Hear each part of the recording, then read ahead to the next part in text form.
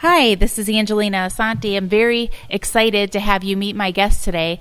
His name is Tony Mansolillo, and he has started an organization to help people in our area, in Naples especially, called Feed Thy Neighbor. Welcome. I'm so happy to have you here, Tony. Can you kind of tell everyone what you're doing here? Sure. I run Feed Thy Neighbor. I started this about 16 months ago. I was trading recipes with some older woman online, and one woman said to me, I wish I could make that recipe. And I said, well, why can't you? And she says, because I'm in a wheelchair, I can't reach up over the stove, I can't put stuff in and out of the oven. She says, so they come in the morning, they put me in my wheelchair, and I'm not going to eat the stuff they bring to me, so I eat cereal most of the day. I said, well, I'll make a double batch, and I'll bring you half of it. And I'll put some of it in freezable containers. She said, oh, that'd be wonderful. So her girlfriend called me up later on, and she said, I had my both hips replaced. They did my second one just recently. I can't cook. Think I could get some of the stuffed pepper? So I said, sure, why not? On Friday that week, a fella called me up. He said, I'm 93 years old. I got a silver star. I got a purple heart. And the only thing I can't get is a good meal. He said, I heard your food's delicious. I said, yeah. I said, thank you. I said, you want me to bring you some too? Well, by the end of that month, we were delivering to just under 100 people. And then it just kept growing and growing and growing because people on Facebook and on Nextdoor would say to me, oh, I went by Caribbean Shopping Center and there's a woman living in the bus stop. And I never noticed, but she's right. There was a woman living in the bus stop, so I started bringing her food. And then I realized the real problem is with the homeless, the veterans, the children of the migrant worker trailer parks. That's where I needed to attack. So from there to here, we're doing about 400 plates a day. And if I had a commercial kitchen, I could probably serve 1,000 a day because there's that kind of need in Southwest Florida. I get calls from people now, and I tell them, they say, we got to camp, and could you come up here and bring us food? No, I can't. I can't take out anyone because I've burnt through 5 stovetops in 16 months. The weight and the heat. It's a regular kitchen. It's not meant to be a commercial kitchen. It's meant to put out 6 or 8 meals a day, not 400. You know? And I will say this, it smells amazing in here. And we've got Tommy here from Southwest Florida Online News. He's running the camera today. It smells fantastic, and we didn't eat yet. You will. So walking in here, smelling, it just smells incredible. Now tell me, you do have volunteers here. Is everyone here a volunteer? No, there's 3 employed people here who are regular employees. The fellow who takes care of my warehouse and makes sure that we use stuff in order so that it doesn't go bad or go stale and so on. That's Willie. And then there's Toya, who runs the kitchen for me. And then there's Sandy, who does everything. Sometimes when I know we're going to have a busy week like this week, I work on the weekend. Sure enough, Sunday, Sandy showed up. She was right beside me working. Good thing they don't have to get paid by the hour because I think it'd be about 50 cents an hour they would get. Seriously. Yeah. For what they do, they don't. But, we give them everything we can afford to give them. We wish we could do more for them. But, I have people out there that are really hurting. And I had a guy come up to me one day. He said, Tony, look what happened to me. He pulls up his shirt, and his whole body's covered with fire ant bites. Oh. And they're seething because they're getting infected because his clothes are so dirty. So we were at Bayshore Shopping Center. I ran inside the dollar store, and I got some Neosporin, and I made him put Neosporin all over his body. He really should have gone in a shower, but, there's not available to him. And then I bought him 4 shirts. I said, just keep changing your shirts, and I'll be back down. That's my son, by the way. Hi. Who is my right arm in running this. Vincent, I'm going home. I can't do it. I'm going to be 76 in September, and I'm 100% disabled. And my usual joke is, I got more metal in my back than the Brooklyn Bridge. I don't even have one original disc, but I keep going. Wow. You know, and I feed everybody, and I know I'm feeding bad people out there too, not only the good people, but I feed everybody because God don't make no junk. So I feed everybody and hope on a full stomach they'll make a better decision to be a better person. But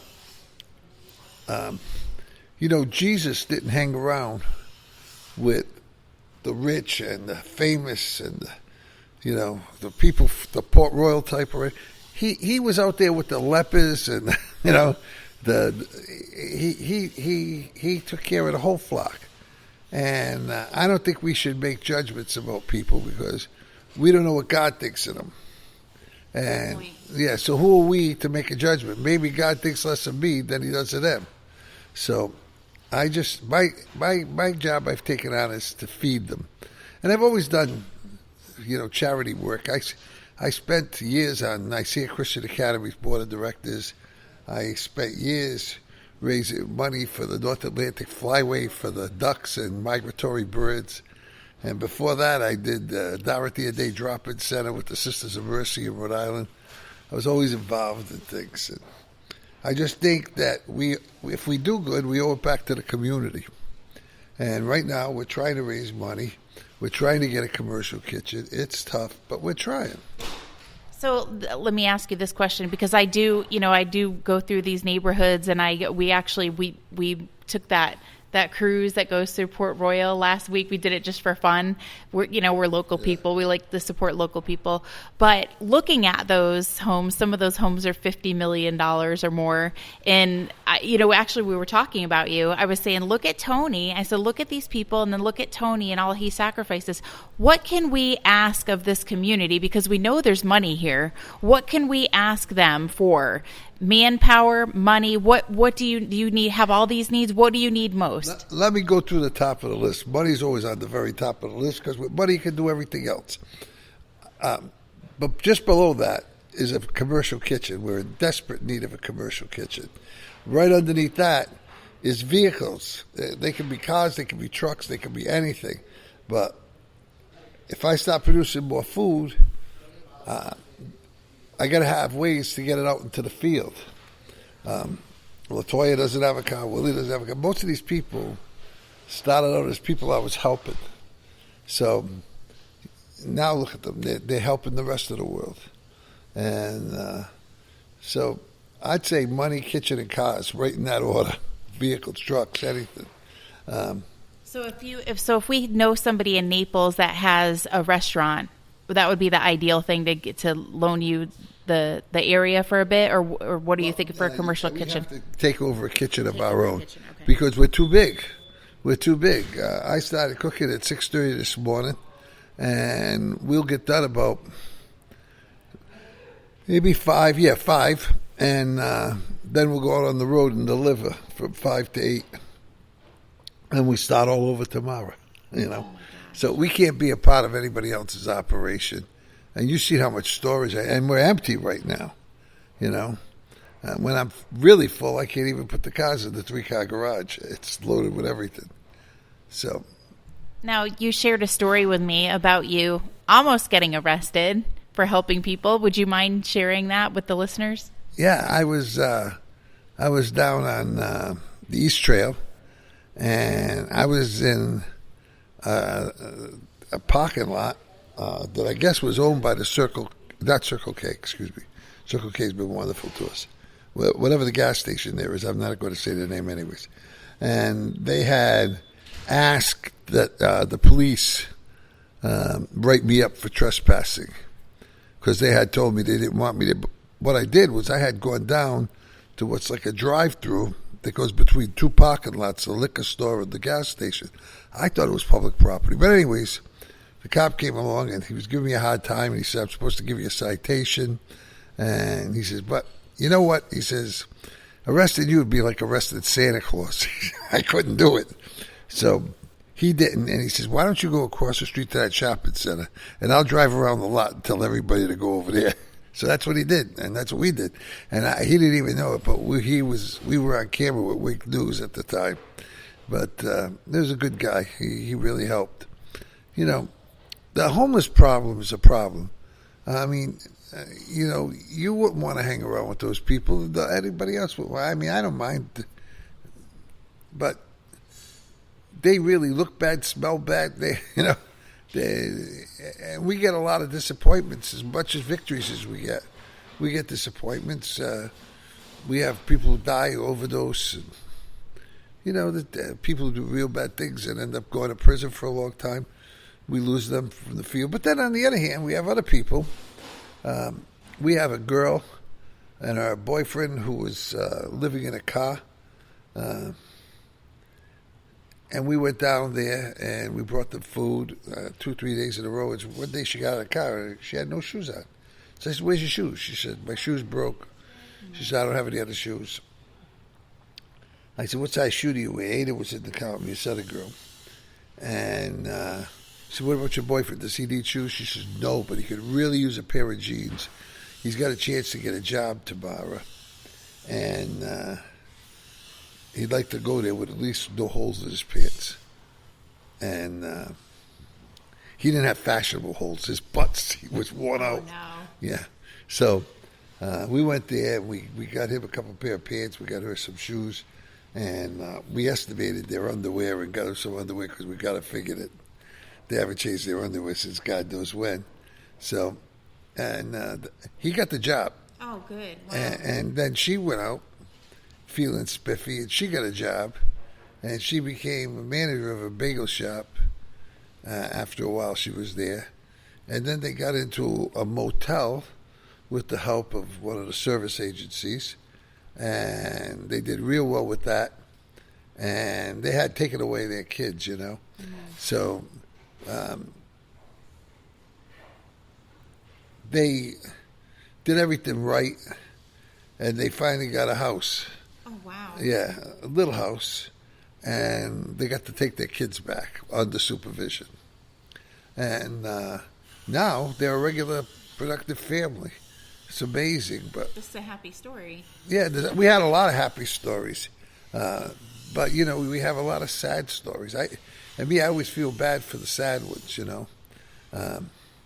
We went last week, and some of my friends gave me sleeping bags, and I went to the dollar store and bought a slew of shirts and shoes and toilet paper, and we gave them to the people. I don't want to say where, but they were in their camp. They left in the morning to go out like they usually do. I guess I must have been private property. I don't know. And but even if it isn't, the municipalities don't want them either. And someone called the police, and they confiscated everything I gave them. Oh, no. Yeah, and so now these people who had next to nothing now have nothing. And there's one little guy, he's about 5 foot tall. He said, "But Tony, I never got to wear those nice shoes." He said, "I didn't want to put them on right away. They look so good." Aww. He said, "I had them wrapped in a plastic bag so they wouldn't get wet. They took my shoes." So I said, "Don't worry. I'll talk to my people. We'll raise a few bucks." And today we're going back to dollar store. And I've asked my people if they could donate some sleeping bags online. We'll see.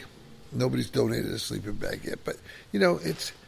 And people say to me, "Well, where are they?" I'll go to them. "No, I can't do that."